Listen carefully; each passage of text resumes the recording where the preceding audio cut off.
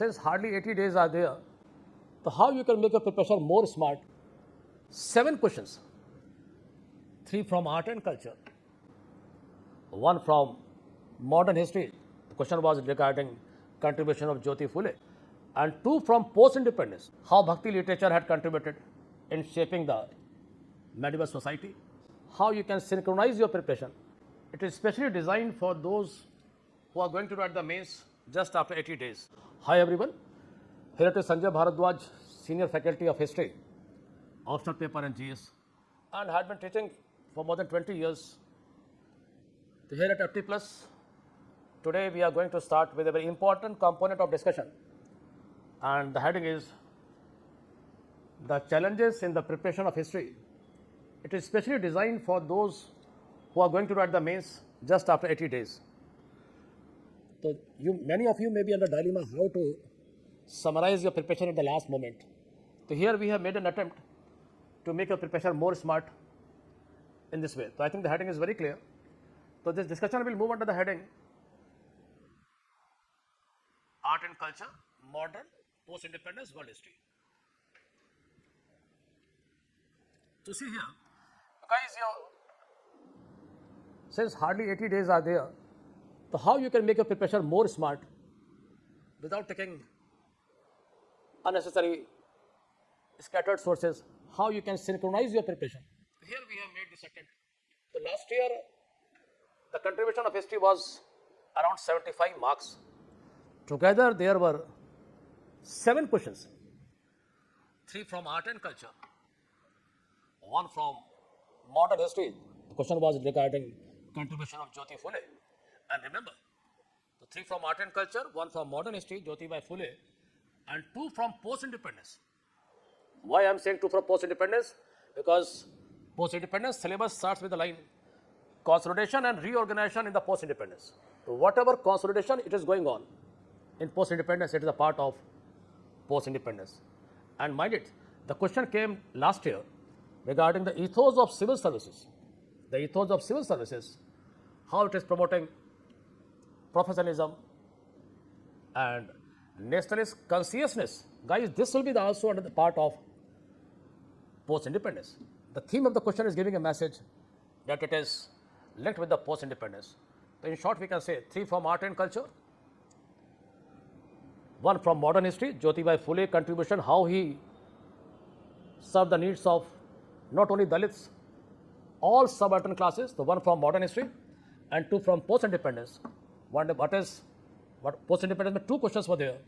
How civil services had catered the need of professionalism plus nationalist consciousness. And second post-independence question was how consolidation was carried in different domains, polity, economy and all.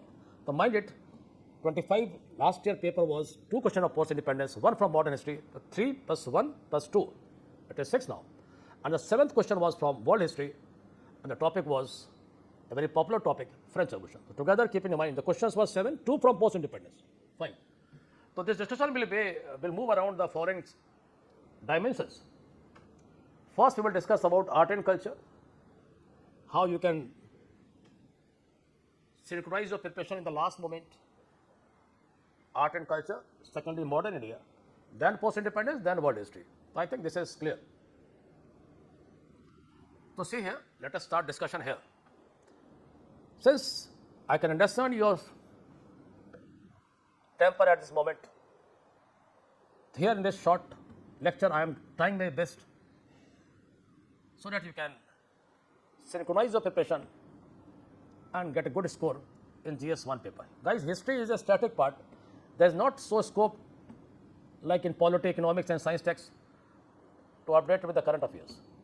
So in GS1 paper, if you have gone through the systematic preparation of the history component, I can assure you, you can score out of 50. Your score can move beyond 110 marks. So how you can score 110 plus marks in GS1 comprising history component? So see here, first try to understand what challenges you may be witnessing now. First and the foremost is you have a limited time, and how you can save your time. Second challenge is will be, this is challenges almost all you may be encountering. Today we are living in the information world. We have lot of books, notes of coachings, YouTube, videos, and today we are overloaded with the informations. But my serious advice is, don't scatter yourself. The challenge, first we are noticing challenges, we have lot of sources, and the third challenge is, because history is having a large component of syllabus, art and culture, post-independence, modern history, world history. The third challenge is you may be experiencing how to search out the high yielding areas so that you can save your time and can adjust accordingly. And the last challenge, you may be experiencing how to write a structured and effective answers, because content, putting and pasting the content will not give you good marks. So these are challenges, and we have tried our best to address these grievances or challenges. See how. So first we are starting our journey from art and culture, but mind it, in the syllabus official notification of UPSC, as such it is not referred as art and culture, it is referred as Indian heritage and culture. So fine. So in this component, first keep in mind, syllabus is putting heritage has not been defined in the notification, but culture is defined. It will comprise of only 3 dimensions: art, forms, literature and architecture. So please mind it. Broadly, the syllabus is pointing towards 3 components: art, forms, literature and architecture. Heritage has not been defined, but guys, keeping in mind, out of 3 questions coming every year in the art and culture, 1 question is definitely coming from heritage. So just for 2 minutes try to understand, because sometimes we have confusion, what is heritage, what is culture. So please remember, heritage symbolizes a static part and culture symbolizes a dynamic part. Heritage is a subset of culture. Culture means whatever you have cultivated for the smooth functioning of society. But heritage means those cultural elements which have been transferred from generation to generation and are preserved today and will be transferred to the upcoming generation. That is why we say culture, heritage is somewhat static. And I am giving you an interesting question which UPSC had framed first time in the history of the mains. And their students were confused how to write the answers. Guys, if you see the PYQ, in 2022, a question was like this. Discuss the contribution of Guptas and Cholas in the Indian heritage and culture.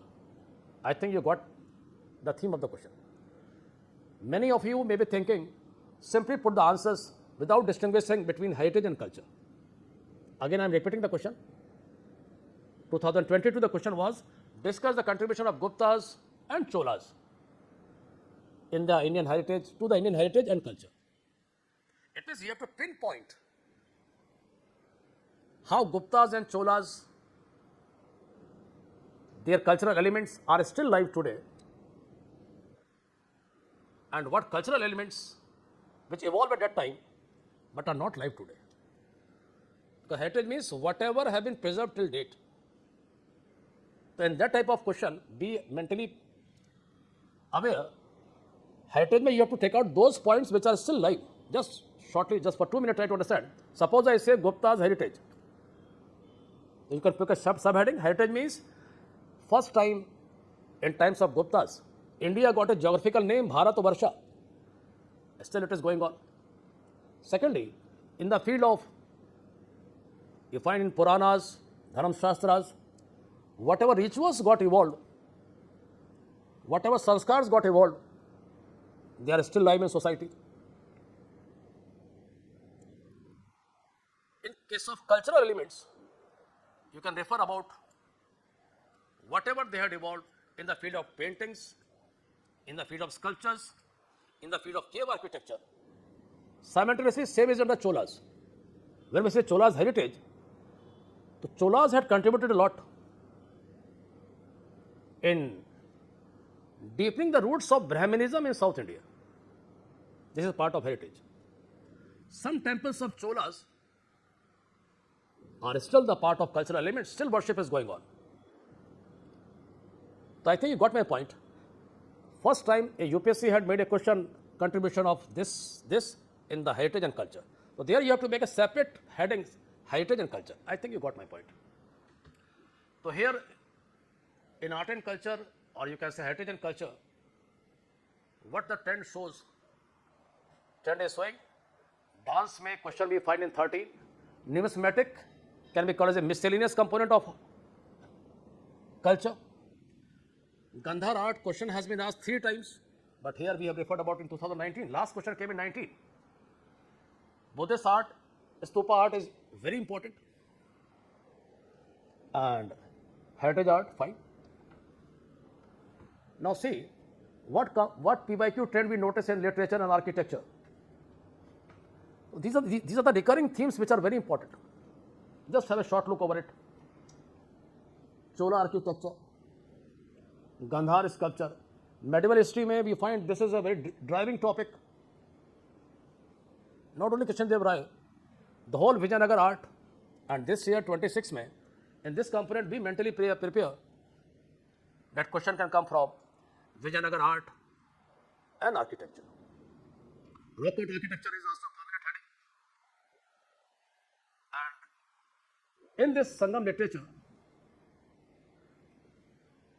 be prepared, because this topic can be linked with the current affairs.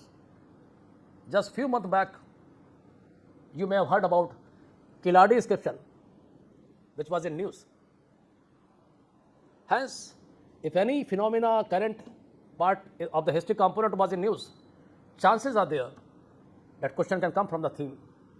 So be aware of it. Sangam literature can come in 2026, and they are thematic questions regarding role of Indian philosophy in monuments, 20 Mesolithic, and this Bhakti literature is again very important. How Bhakti literature had contributed in shaping the medieval society of communal harmony. So this again is very important, that is literature. Now we are coming to the real answer of this discussion. The challenges are a lot of challenges, but what is the solution here?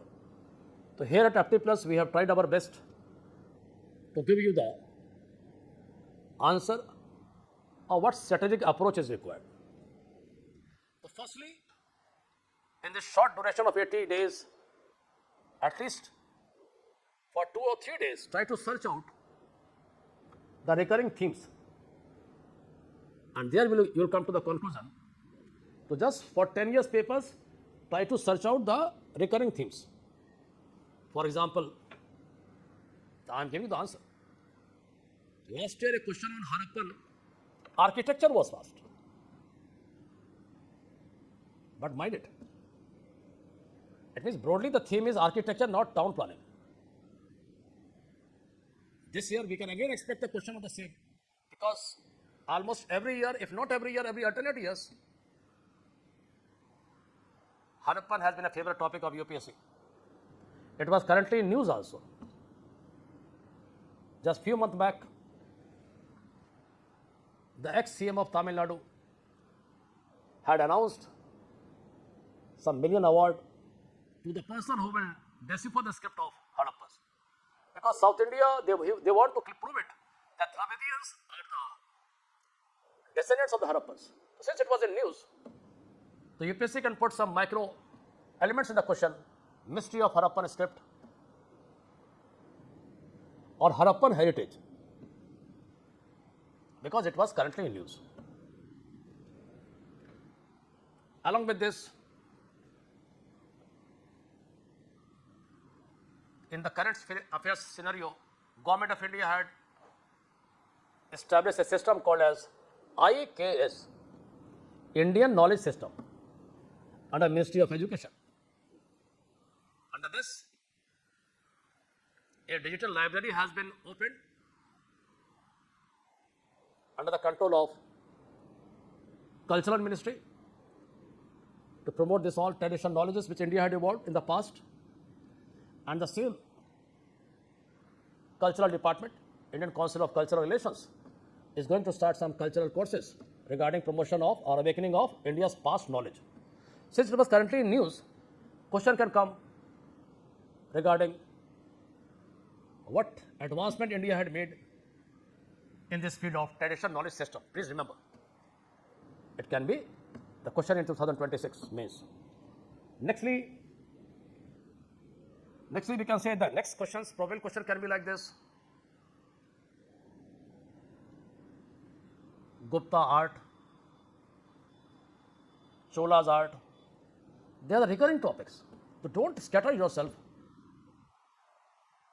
So this should be in your mind. The first, after identifying the areas, second challenge is how to write the well-structured answers. So here, at this last moment, that is in 80 days, just make a habit of investing at least 1 hour or 2 hours, as ever you are comfortable, to simply polish your answer writing. Intro is the first impression. Intro is like a music of your answer. Music means it should give a message to examiner, you know the answer. So remember, intro is like a music and the main body of your answer is like a song. For example, when we hear the music, we can realize what song is coming. So guys, please be very serious about introduction. And here I will advise you, you can search out the language of the questions in the PYQ. And you can use the same in your intro. For example, Chola's architectures may UPSC may have used some phrase. So make a notes of the same. If Pallavas, if UPSC had put a question in the last years, copy the same and put the same here. It will give a good impression to the examiner that the person is coming with such introduction, which was framed by the UPSC's paper setters. So I think got my point. Try to search out the question theme framed in the PYQs and just remember it, cram it and put in your answers in the introduction. So fine. Intro is a music of your answer. You got it? So just the same is referred in the first line. Second is main body. There you have to put some structures, arguments. Infographic is very important. Infographics, because you don't have time. 20 answers in 180 minutes. And last year we have 7 questions from the history, 3 from art and culture, 1 from modern history, 2 from post-independence, and 1 each from post-independence and the world history. To develop a habit, at least 80 days is sufficient. You can write per day 7 to 8 answers on a time frame, word limit. And the last answer, how you can upgrade your answers, how you can further polish your answer. This is very essential. Although history is the static part, but the point is even then some scope is there. Suppose a question is regarding what advancement India had made in ancient India regarding knowledge, mathematics and all. You can upgrade your answer by referring that Government of India recently had opened a new system called as IKS under Ministry of Education, under Indian Council of Cultural Relations. A digital library has been established. Simultaneously, Indian Council of Cultural Relations had started some courses to promote the same traditional knowledge which India evolved in ancient India. Definitely, it will give you edge to your answers. So please, whenever scope is here, to search out some current, you can search on the internet what important areas were in news regarding historical component, just I told you just now. If Sangam literature is coming, you can connect with the Kiladi. If Harappan script is coming, mystery of the Harappan script, remember, you can refer about X statement of Tamil Nadu CM Mr. Stalin. Simultaneously, you should be aware what is going in the world. Harappan script could not be deciphered because it was a mono script.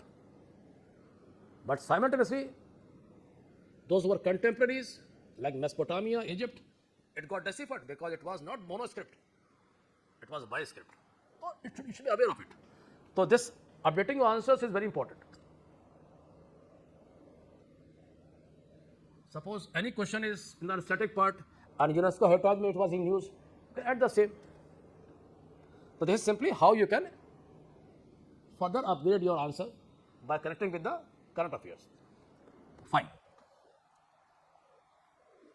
Now we are coming to this. What should be your game plan? The step one is just try to visualize the all four components: art and culture, modern, post-independence, and world history. So try to search out the important domains, important topics. Second is, don't scatter yourself. This is a real challenge today we are having. You don't have time to search out lectures on YouTube and all. Only take one standard source and try to take out the point from there. Because till now you have studied a lot. And since you are going to qualify the prelims, definitely you have some standard knowledge. Only you have to upgrade yourself. Third step, every day write 7 to 8 answers. Because practice makes the man perfect. So this infographics is very important because 20 answers is not a cup of tea for you. Without infographics, it becomes very impossible.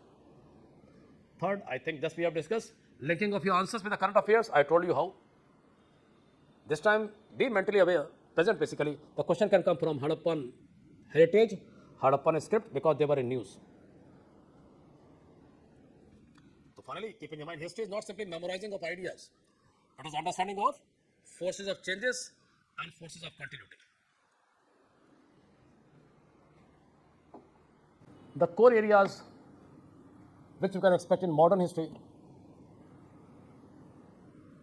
PI and world history.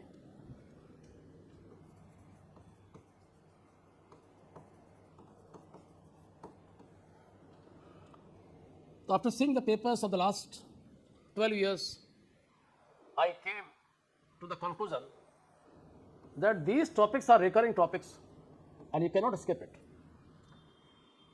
Gandhism or Gandhi is a favorite topic of UPSC. Go and see it. Every year, alternate year question is here because Gandhi was a super political actor. He had changed the course of Indian freedom struggle. So here in Gandhism, I think you are well aware, in 2015, a question was asked on Gandhi and question was extempore question. No guide and no book had covered the same theme. Go and see the paper of 2015. To be mentally aware of it, this type of question can also come, which is not referred in any guide or book. And why 2015? Because 100 years of arrival of Gandhi. From South Africa, he came in 1915. That was 200 years. And that is why, in the same year, UPSC had posted a very interesting question. The theme was, suppose Gandhi may not have landed in India, what could be the nature of India's freedom struggle? Guys, the point is we are not mentally prepared because we simply cram the history. But if you are aware how Gandhism is unique, you can easily search out our freedom without Gandhi, the Indian freedom struggle could not be so glorious. He brought some new elements. Like Satyagraha, positive programs, CDM, non-cooperation, taking the movement at a grassroots level. So in this way, Satyagraha what truth and non-violence. He made different volumes of Satyagraha. Like radio may we have volumes. So Gandhi gave a new meaning to the passive extremism, passive resistance, which was neither known to moderate neither known to extremists. In Satyagraha, he introduced first prayer petition, then individual Satyagraha, mass Satyagraha, fast unto death. He performed 17 times. Then Hijrat, even in the freedom struggle of Gandhi had Hijrat also. During Kheda Satyagraha, he asked the people of the villages to just leave that village. So guys, if Gandhi could be missing in the freedom struggle of India, our freedom struggle could not be so glorious. And the same person became the role model for many fighters like Nelson Mandela, Martin Luther.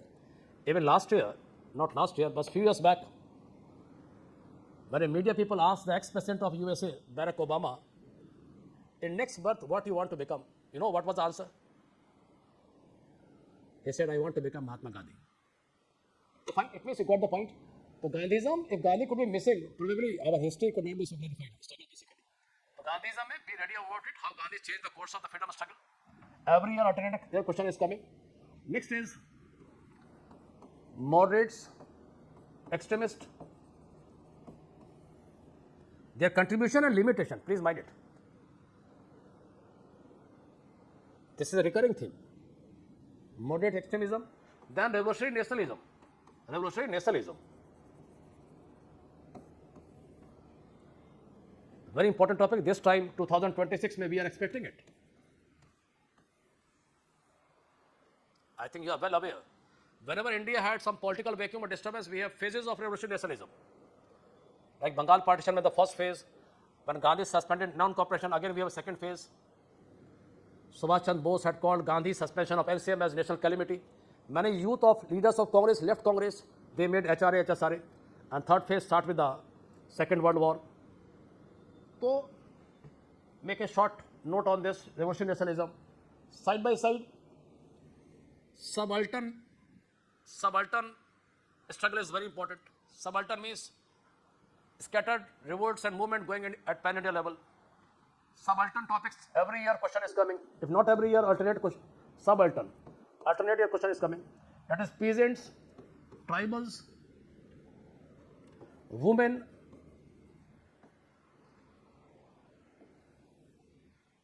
how they contributed. And mind it, a question can also be attached with the class movement, like working class, capitalistic class. Like this, contribution of capitalist in the freedom struggle. You'll come to know it was the charisma of Gandhi. He brought this class into freedom struggle. Like LCM and CDM, we find gradually capitalistic class also became the pillar of freedom struggle. Like Jawaharlal Bajaj, G.D. Birla.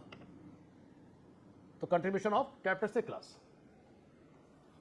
and working class. तो modern history में regarding personality base या events by base these topics are important. Nextly, along with this, next components of modern history which is very important is some famous events, because syllabus में it is events. Events from the mid of 18th century. So there you can go through the victory of India by the British. Here, Battle of Plassey and Buxar. How Plassey and Buxar is important. How Buxar had fulfilled or completed the shortcomings of Plassey. So, in the introduction, you can go through this topic. After this, third Panipat is very important. Very important. Why? Because it is coming in the mid of 18th century. Just after Plassey. It had also played an important role in deciding the destiny of India, because Marathas had very badly lost the battle. And if Marathas are losing the battle, it can be called as a blessing in disguise for the English. Just 4 years back they had won Plassey. Just see here. By the time Marathas' rise in North India was at the peak, and guys, definitely we can say, if not definitely, we can say probably, if Marathas could have won this battle, History may always think opposite also. If UPSC can ask you a question like this, if Gandhi could not have arrived in India, what could be the outcome? In answer, you can put this point. If Marathas could have won this battle, probably victory of Plassey could be not so fruitful. Marathas could have challenged the British, and hopefully Buxar may be missing in the history. Hopefully, we cannot be certain. The Marathas completely collapsed here. For 10 years, their power got eclipsed, and this 10 years is a blessing for the British. 10 years means 61-71. The whole Britishers, the game is over. The Panipat in this way, it is very important. Side by side, revolt of 57, again it is a very important event. So these events, and says question is also coming on contributors and contributions. The contributors may, some viceroys are very important, like Dalhousie, this has been asked earlier also, Curzon.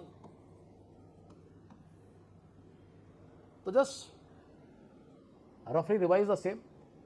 Along with these contributors may, personality wise of freedom fighters, question can come regarding Tagore, Rabindranath Tagore, B.R. Ambedkar, Nehru, how they had contributed and all. So in this way, this should be the core areas in modern history. Now, we can discuss some PYQs which has been asked earlier.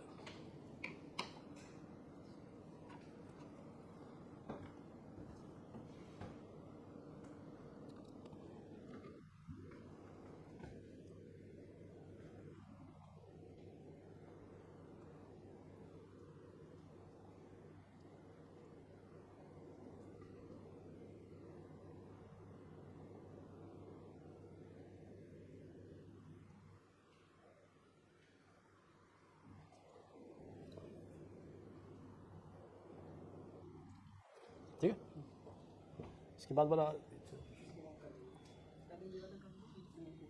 ठीक है.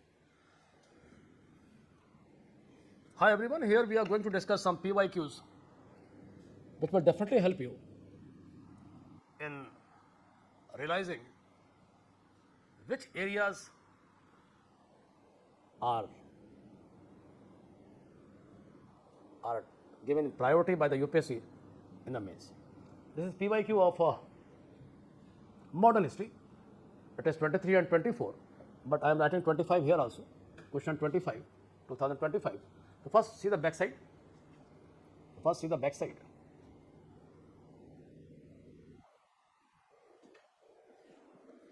Good. So 25. First is the latest last year. It is a modern history PYQs. The modern history in the PYQ, UPSC is putting the line events, personalities, stages of freedom struggle, contributors and contributions. So last year in 2025, question was revolving around Jyotibai Phule.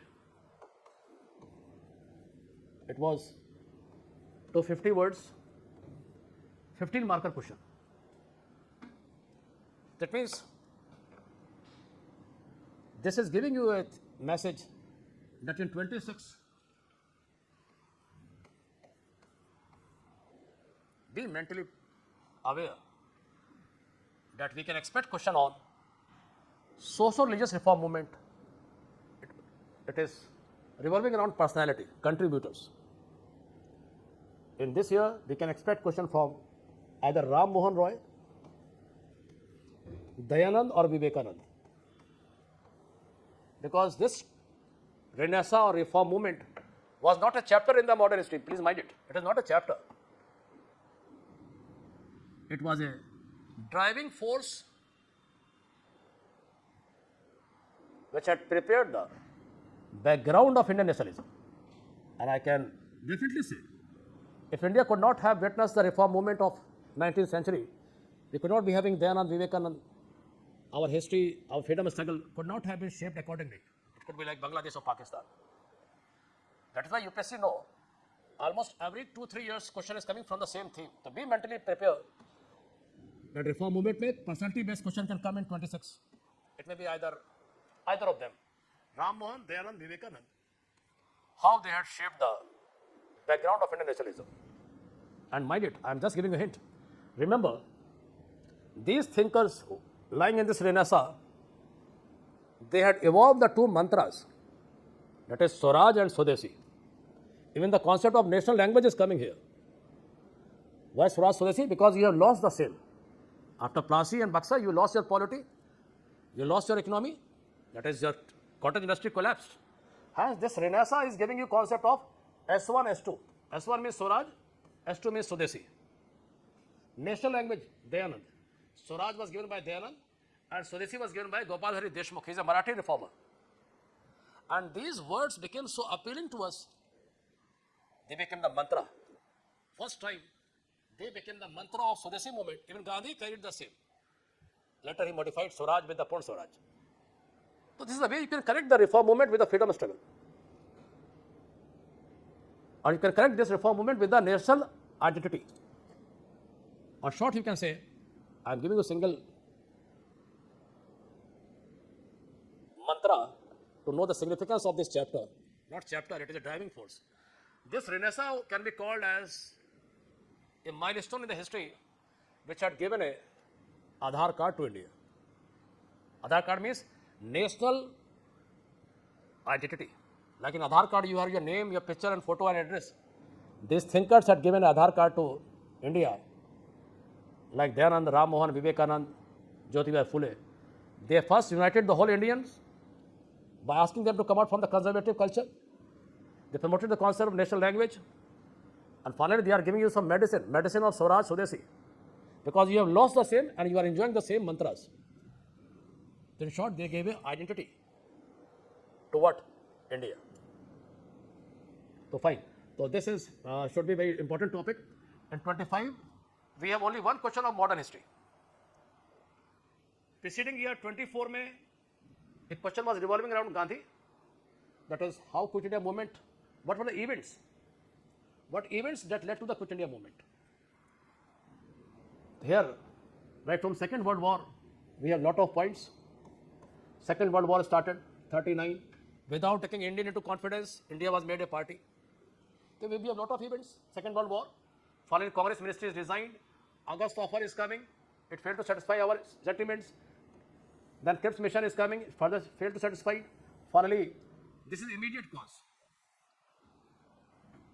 Japan captured Burma, which was a colony of Britain. Japan tortured the Burmese girls and women. And this was an eye-opener for Gandhi. Remember, immediate cause is Japan captured Burma. Their British colonial mindset got exposed. Gandhi realized same will happen in India. And he was in a high temper. We never find Gandhi in such a temper. And finally, he called a special meeting at Varda and finally this resolution got passed. So fine. So next question is how industrial revolution, very popular question. But this theme is coming every year. Please mind it. In modern history, be mentally prepared. Any of the policy of the Britishers may come. Either regarding here, the question is asking you how to correlate industrial revolution with the downfall of cotton industries. So in this year 2026, because officially one policy is being asked every year. So their education policy, land revenue policy, drain of wealth, very important.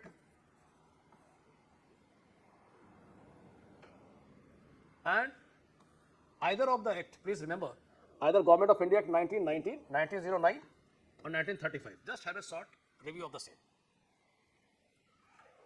In 23, we find comparison between Tagore and Gandhi. Here we find tribal. Just we have discussed that any of the subaltern movement can come, tribal, peasants, women. And in 22, how the armies, British armies, Indians comprising of Indian soldiers win against the more numerous and better equipped armies of the Indian rulers. Simply divide and rule. You can see the history. Right from Battle of Plassey, even in Maratha war, the same happened. Battle of Bengal, divide and rule, Mir Jafar. In Maratha, you find the same thing. The brother of Peshwa Raghunath Rao is trying to become Mir Jafar of Maratha. And the governor of Bombay wanted to become Robert Clive. But this is not Bengal, this is Maratha state. It went backfired. But logically, the principle was same, divide and rule. Here they found Mir Jafar, and here they found Marathi Mir Jafar. It is simply a phrase, Raghunath Rao. Then this way we can say, this was a game of divide and rule, which is proved by many examples. Again, it is a traditional question, how the sudden spurt in famine is in the colonial India. We have a lot of reasons. Why famine is going on? We have a lot of reasons. Famines. Just after dual government, in the phase of dual government, we have serious famine. It is so serious. It is called as the worst famine of the 18th century. 1/3 population of Bengal got perished. But the question is asking you, search out why we have frequent famines in British India. This is the question.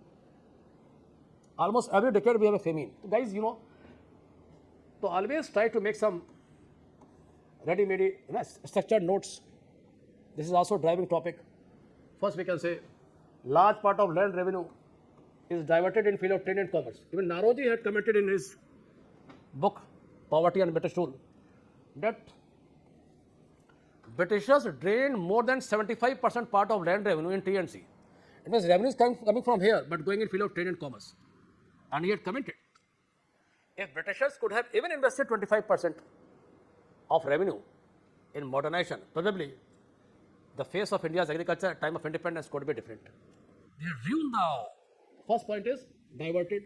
Second is commercialization of agriculture. I think you all know about it. It means commercialization means you are promoting indigo and tea and this tobacco and other crops on the essential food grain areas. Area of food grain crops is decreasing, but population is increasing. Commercialization of crops can be the second reason. Thirdly, no famine policy, very unfortunate, before 83. Even today we have crisis, but today we have department and policies. But in British India, you may be shocked to know, the first famine code is prepared in 83, the Statute Code. And they captured India in 1750s, almost 100 years, you can say more than 100 years. So we don't have famine code. In this way, try to only remember by making some points of some expected questions. So I think this all is fine to all of you. Okay, fine, just prepare accordingly. Coming again with a new lecture. Wish you all the best. Thank you.